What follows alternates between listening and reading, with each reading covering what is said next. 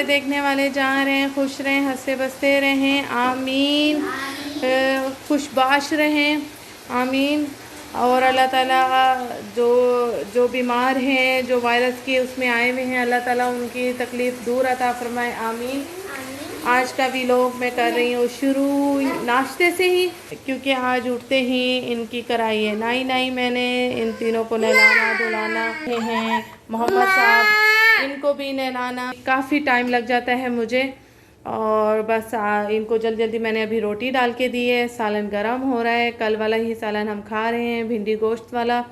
और बस, और जो मेरी फ्रेंड्स के साथ गेट टुगेदर है उसकी भी तैयारी साथ साथ मेरी चल रही है। ज़ैनब भूख लगी हुई है? हाँ जी, भूख लगी हुई है। तो आज बस काफ़ी टाइम हो गया, उठते ही साफ़ सफाइयाँ शुरू की हैं पूरे घर की। और ईद के बाद रूटीन पे आना बहुत टफ़ हो गया था, तो साफ़ सफाइयों को हाथ मैंने लगाया ही नहीं था।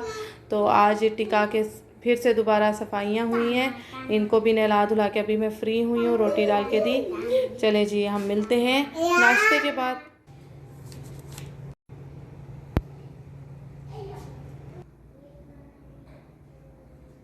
अच्छा जी, अब हम निकलने लगे हैं। लोकेशन हमारी पार्क में है, तो उसके लिए मैंने ये पिकनिक बैग अपना तैयार कर लिया है। और मैंने बनाए हैं फ्राइड राइस।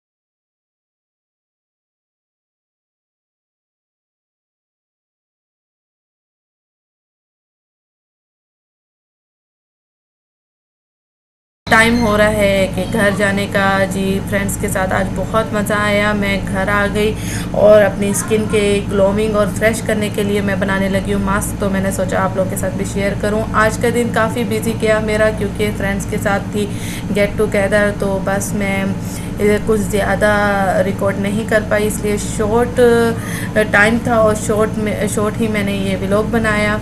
तो बस मैं अभी अपनी स्किन को करने लगी थी फ्रेश, तो आप लोगों के साथ भी मैंने सोचा शेयर करूं। बहुत ही अच्छा मास्क है, आप लोग ज़रूर ट्राई कीजिएगा।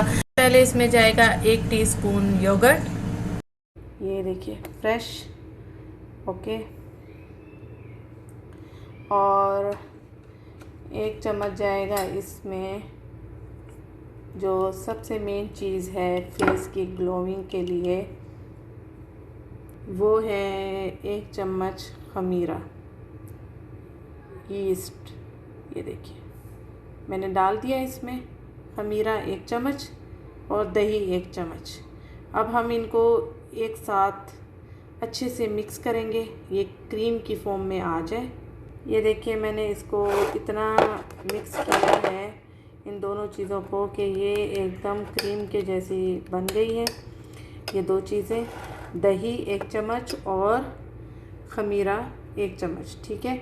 अब मैं इसमें डालूँगी 1 चम्मच कॉर्नफ्लोर, ओके, जो हमारी स्किन को करता है मुलायम, सॉफ्ट, सिल्की और ग्लो देता है स्किन को।